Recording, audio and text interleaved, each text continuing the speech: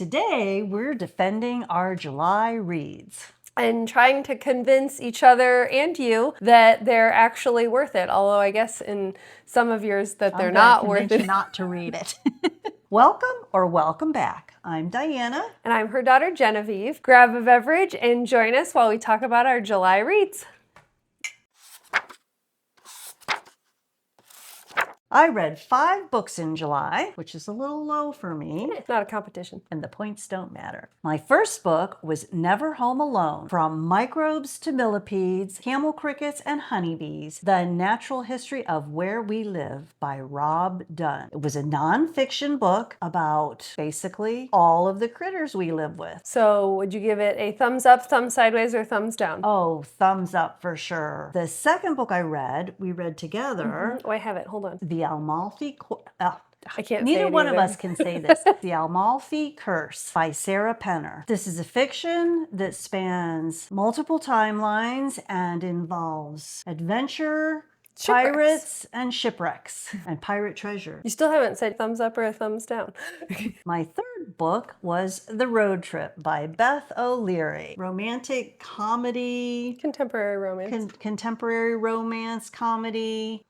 You didn't say what it was about. It's a contemporary romance. About a group of friends that end up stuck in a teeny tiny car together taking a road trip, and 2 of the people once dated but broke up and they're headed to a wedding. The 4th book that I read was Exit Strategy, number 4 book of the Murderbot series by Martha Wells. This is a continuation of the Sec unit with the Attitude and his adventures in outer space.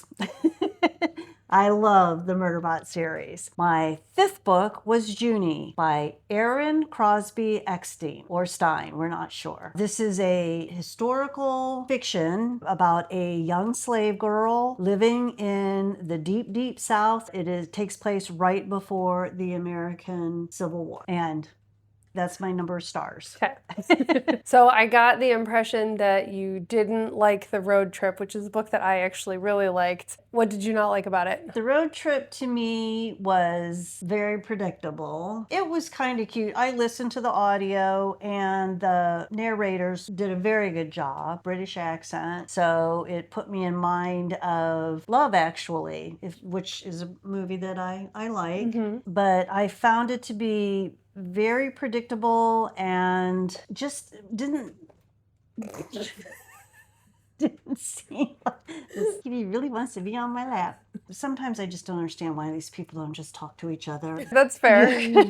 You could solve all of these problems by communicating. Communication, and then the book would not have been written. I got nothing out of it. Okay. What did you like about it? I was reading a lot of contemporary romance at the time. That's what all contemporary romance books do. They are. It's like if you just talk. I think what made this one unique to me is there's like 3 plots going on. There's the plot of them in the car in the road trip on the way to the wedding. Mm-hmm. While they're on the road trip, they're reflecting back on their relationship. So there's the timeline of them getting together and falling in love. Is there also a timeline of them breaking up, or is it like getting together, falling in love, and then breaking up? It goes more all the way through their relationship. That's what, You're basically watching, the timeline goes like this, and then they meet, essentially. It's like every other chapter is in a different timeline. Is it multi-POV too? Like, is it some of hers and some of his?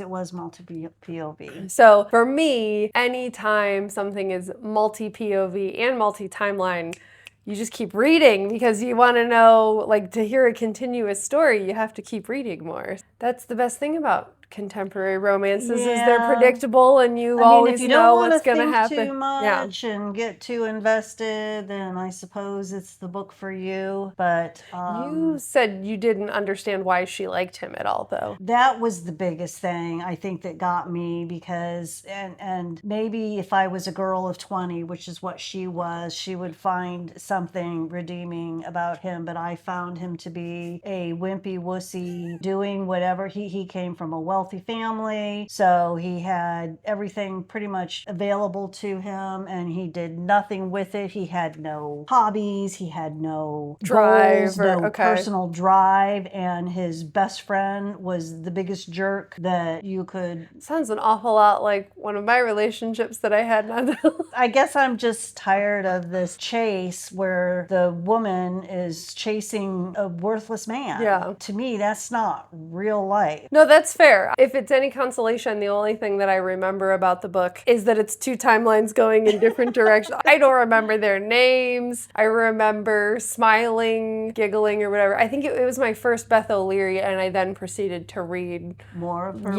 books? Like a whole bunch of her books. Her most famous one is about two people that live in a studio, one-bedroom apartment. Oh, is this when they share the bed? Yeah, and Maybe they never... that was the one I meant to read. One's a night person, one's a night shift, and one's a morning shift. They turned it into a television show, actually, like a series. I think actually that might have been the one I meant to read. That one's good too. Maybe I picked up the wrong but book. Also, now I'm wondering. Completely far-fetched, because how even if two people live and work different timelines, you can't share one bed. You know what I mean? Like, that still is really far-fetched. You have days off. Yeah, I mean, I wouldn't want to get into bed that a stranger has slept in. Right, that you've literally never met. They spend a good chunk of the book never meeting each other. There were some funny parts to the road trip. There was a character in there that he was just goofy, and none of them knew very much about him. They were just giving him a ride because he asked. I don't even know how they... I vaguely remember that character, and they had no idea who invited him or why he was going. Yeah, no, I do remember him.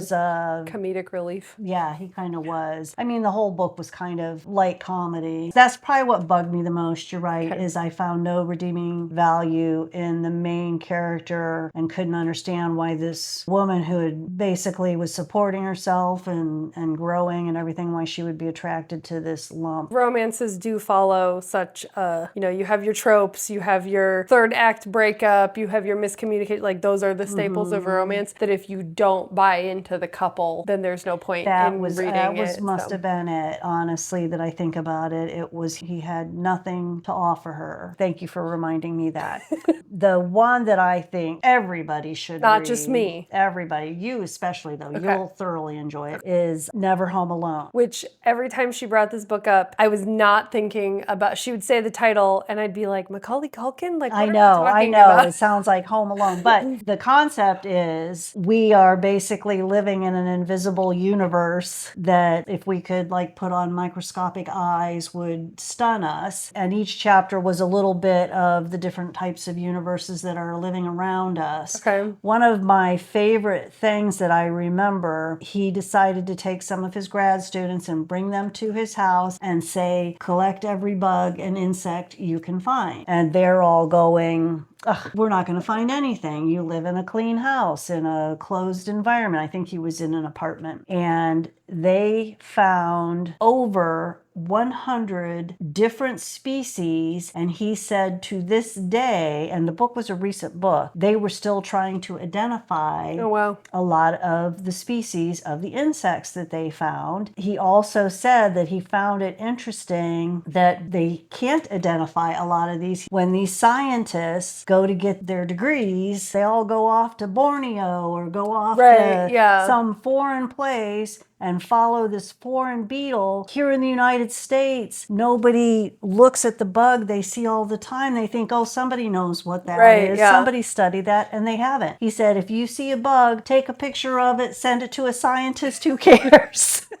He says, write down as much as you can about it, because a lot of the bugs that we have around us are not even been identified. He talks about the biome inside of us, the biome living on us. He said, if you could look close to your skin, you would see this nice fur covering of moss. And he says, you can wash your hands all you want. That's not going to go away. But all you'll wash off is the things that you brought in. Yeah. And you don't want to wash all of that stuff away. All that stuff is keeping you healthy. I just think it's important for people to understand that we are walking universes, I think. We have a bunch of tiny little things living on us and with us and by us. Who shouldn't read this book? Anybody who is totally flipped out about knowing that you have little mites in your eyelashes, or... A lot of people, though, So what's the balance? Like, how is it presented? If you want to maybe learn to appreciate these things more, if you are like so crazily flipped out, I really think everybody should know about what's living around them so that we don't go around killing everything in sight. I think that's the thing that worries me the most are the people that walk around with the, constantly with the microbial and hand sanitizer. Yeah, exactly. I mean, I'm not saying it's bad to wash your hands, but when you try and get rid of everything, you're actually going to make your life less healthy. Right. Depending on the nonfiction. Some nonfiction I can sit and just like read like a book, but then others I will like pick up a chapter here and there. Which type is this? Each section was like, this is the biome inside of you. And then this is what you might find in your house. So you can do it section by section. You can stick it in the car when you're stuck in traffic. You might have convinced me to take some time for that one. Now, the one book that surprised me was Junie. This sounds like another depressing book, so hit me with interesting. You actually, I think this was a TBR. Yeah, it was a game. You assigned me in one of the games. And when I first picked it up, I started to listen to it, and it's a slave girl, and I'm thinking I'm not in the right headspace for this right now. I think I probably had just read 2 or 3 books before that of the same genre. My book loan even expired, and I had to wait again to get it again, and I did. And then my loan was expiring again, and I'm like, I better start listening to this. So I did, and it really, really started to grow on me. It's got multiple interesting, I don't even know how to describe the genre because it's historical fiction and it's also a little bit of not horror, but there are haunts. Which similar to when what was it Anna Reed do? The Reformatory. That was the which it made me wonder about African American culture, about how much spirits and haints and haunts and they call them different things. Or if it's a southern, could be a southern, like a regional thing. Because the voodoo. But then I think, all cultures seem to have some version of that. Yeah. It's a young girl. She's about 17 or 18, and she was given to the master's youngest daughter when they were about the same age. So they grew up together, and the master's daughter, Violet, treats her as her best friend, and she teaches her how to read. Junie is working as a housemaid on a cotton plantation, but the master is never there. The mistress is not a kind woman, but she's not horribly cruel, so she's not witnessing a lot of trauma. Cruelty. Yeah, cruelty. And so she kind of feels like life's okay. She's got her family. She lost her sister, her real sister, and so she's sad about that, but she's moving along like everything's okay. This is right before the Civil War takes place. As Junie grows and evolves, and as her mistress, Violet, grows, their relationships begin to change, and she begins to discover one of my favorite lines is, life is not a life when you're living in the margins. And she decides she doesn't want to live in the margins of another person's life. Yeah. I know when I pitched it to you, because I think I pitched it to you as a sister book, but I know her sister is one of the ghosts. Does her sister play a big role in it still? Yes. Yes. At first, she just misses her a lot, feels guilty about how her sister died, and then her sister begins to come to her, helps her open her eyes. Would you call it like literary historical fiction, or is there a mystery, or is it more of like a Bildungsroman? Is it like a coming of age story? Got to throw that word in there anytime I can. I would probably classify it as literary history. They talk a lot about the clothing of the time, the political environment of the time plays a part in it. So I think I like that historical fiction because I really didn't pay much attention to history until recently. So it's another way to access the information. Yeah, you get a good feel for what it was like to live back then. Nice. So overall, it was a good month? Oh, well, I mean, I was pretty light on the reading, but I don't feel like I'm going to remember. I'll remember the Never Home Alone book, bits and pieces of it, but I don't think any of the other books are really left an impact. Impact that I'll be talking about. We'll see. Stay tuned. Next month, she'll be like, did I talk about this? Yeah, I will. you? I read 10 books this month because I am on summer break. Very quickly, I've got Magpie Murders by Anthony Horowitz. I gave this 4 stars. So it's a mystery within a mystery. For school, I had to read Charlie Hernandez and the League of Shadows. I am not the target audience. I gave this 3 stars. It was fine. They have asked all of the staff to read one of the summer reading books our kids picked from a huge list of summer reading books. This is the one my daughter picked. I figured I would also read it. There are lots of middle grade books that I've read and enjoyed and have wanted to continue the series. This isn't one of them. It has a lot of Latin American folklore, like a lot of good representation. There's definitely some positives about it. When my daughter read it, she just kept having to read the next chapter because every chapter ends with a cliffhanger. I also read Red Rising by Pierce Brown. I think I ended up landing on 4.5 stars for this. I will continue the series. It wasn't perfect. This is a sci-fi dystopian book. I read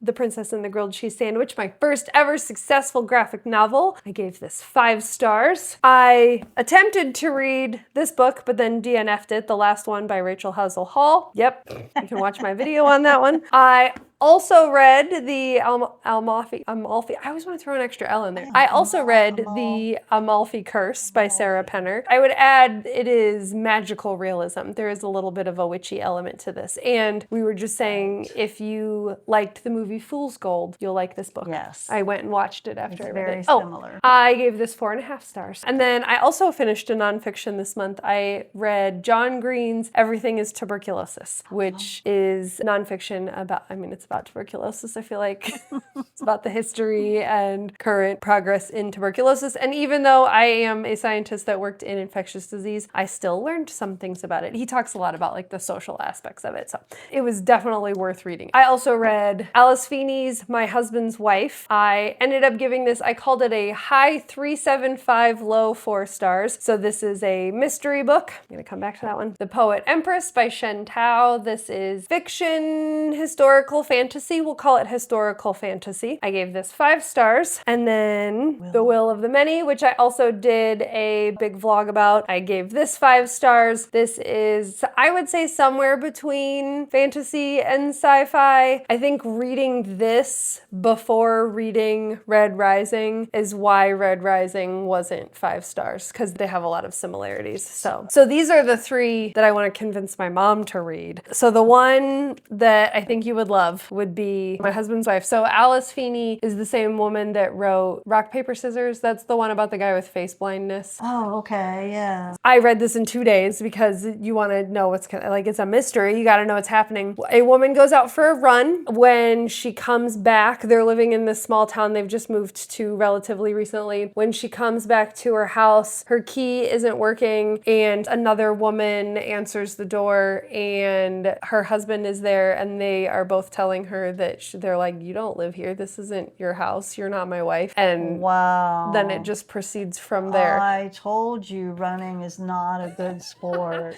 So one of the things that bothered me, but I shouldn't even say bothered me. I started to find it comical. I did feel like Alice Feeney rated like an idioms or sayings book while writing this, and like every chapter she was just like, I need to integrate that random life saying into this, but that was just funny. It didn't like ruin the plot or anything. Do you have an example? Yeah, like right in I think the first paragraph was full of like 3 of them. Everybody lies and everybody dies. Like love and heartbreak, no joy lasts forever, no sorrow lasts forever. It's just like there's a whole bunch of things like that, but that was fine. Life lessons. Yeah, but they were just like randomly sprinkled throughout to the point where I was like smirking about it. I would say in true Alice Feeney fashion, with good use of pronouns and generic familial terms, nobody knows what's going on except for Alice Feeney until you get to the end of the book. So yeah, that's why I think, you should. Is it a untrustworthy narrator? There's multiple narrators. I think there's at least 4 narrators. There might be more. The audiobook had different voices. I don't know what you would think of this. What I did think was odd was whenever the woman would go out for a run, or any of the characters would go out for a run, they did a whole sound effects thing where you would actually like hear them running and like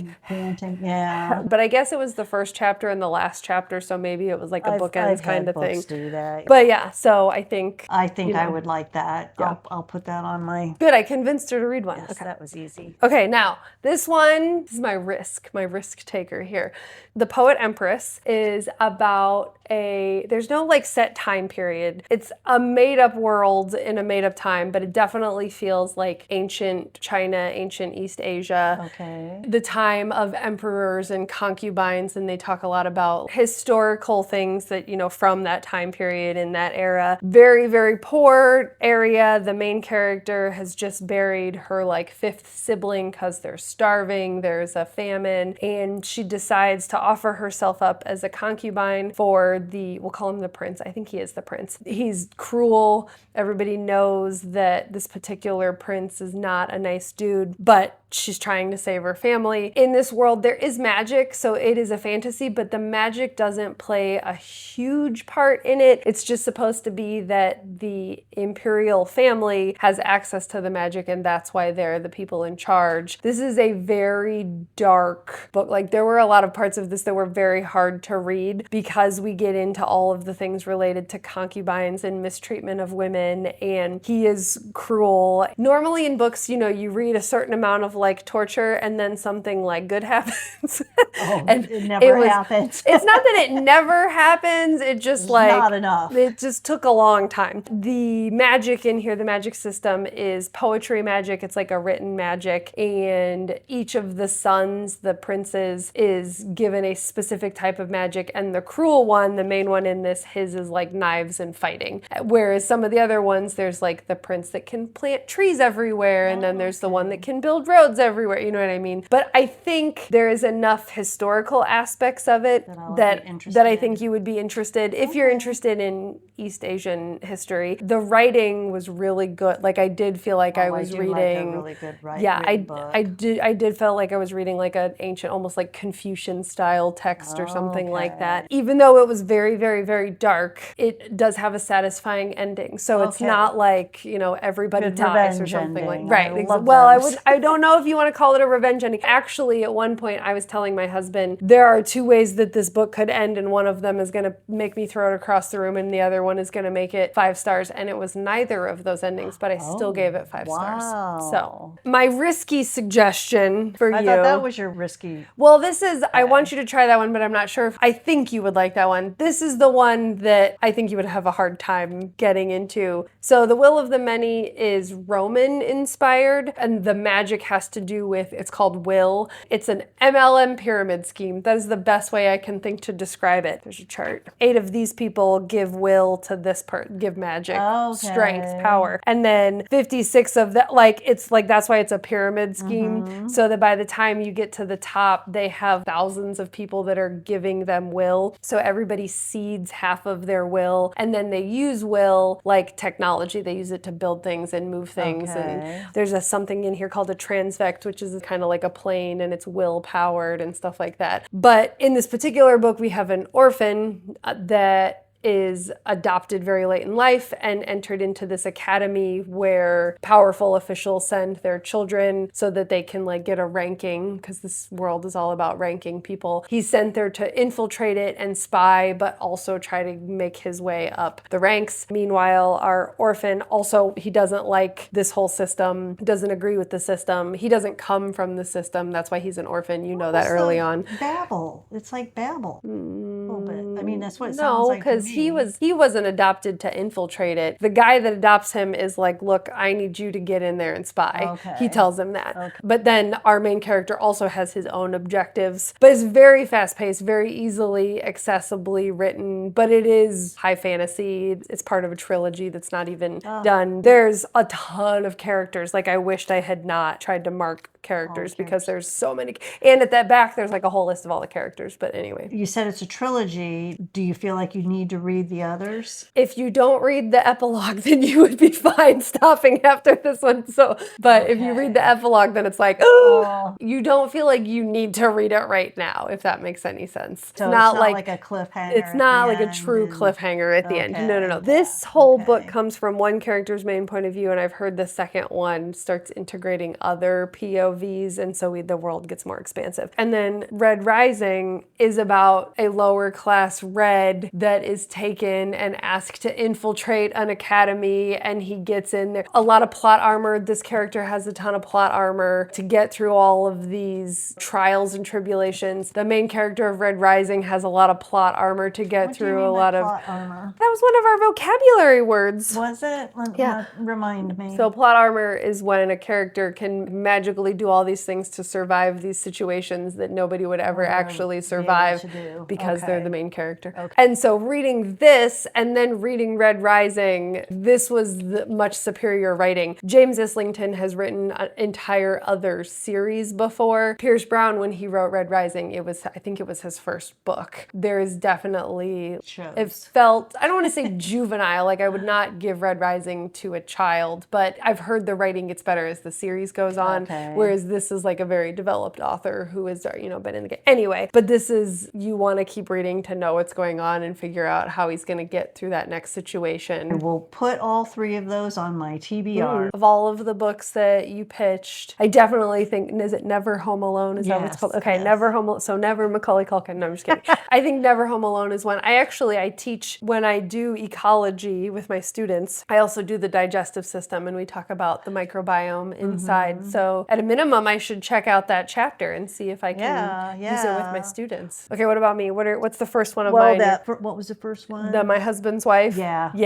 I'm reading that next. Yeah, I think you'll finish. I did it. I read it in 2 days, and I thought it was going to take me longer, but I was 2 days. That was all it took. I've read a couple of books over the last year that have been mysteries like that. Some of the time travel ones, and I enjoy those. I had an inkling as to what was going on, and I half called it. It's not a mystery that you're meant to be able to figure out. If you want to read a book where you can solve the mystery, this is not a book for you. That's not. It is set up in a way that you will not be able to figure it out. If that makes any sense. No, that does, because I naturally try and figure out. And usually when I do, I'm lose interest in the book. Oh, because you figured it out too early. There was some aspects of it that I had figured, or that I was towards the end, I was okay, I think I know what's going on. And that was only because I had read other books of hers. And so I knew how she presented stuff. Yeah. Did you ever read Jeffrey Archer? Mm-mm. He's got some good books like that. They're more historical fiction. One thing I really enjoyed of his books, the ones that I read, were you're reading along and you get to the end and it's all been very entertaining and there was mystery and intrigue, and then you get to the end and it's oh, okay, everything's settled, and then he throws in that last paragraph that totally flips it on its head. Yeah. That's the kind of thing. Okay. I think you'll like that. So honestly, I feel like we have recommended a lot of books to a lot of different types of readers this month. We have been all over the gamut on genres and global regions. Yeah, I know. Now we want to know what you think. Did we convince you to not read any of these books or read some of these books? Let us know in the comments, or if you're feeling quiet, drop us let's see, what's an emoji that we could use? Oh, drop us a ship emoji, because we both read the Amalfi Curse. Yeah. So drop us a ship emoji in the comments just to let us know that you were here. Thanks for joining us. If you enjoyed this video, please like and subscribe so that you don't miss our next video. Thanks for watching. Until next time, happy reading. Okay, your butt can't be in the picture. I might have to blur it out. It's a fiction book involving, quadruple this 7 times. I know quadruple means 4. Okay, hold on. If you liked Fool's Gold, you'll like the Amalfi Curse. You're talking while I'm bent over, and so I'm not going to use that book in the series. The cat fell asleep leaning against the wall. I think he did, sitting up. He's like, are you talking about me? Sorry.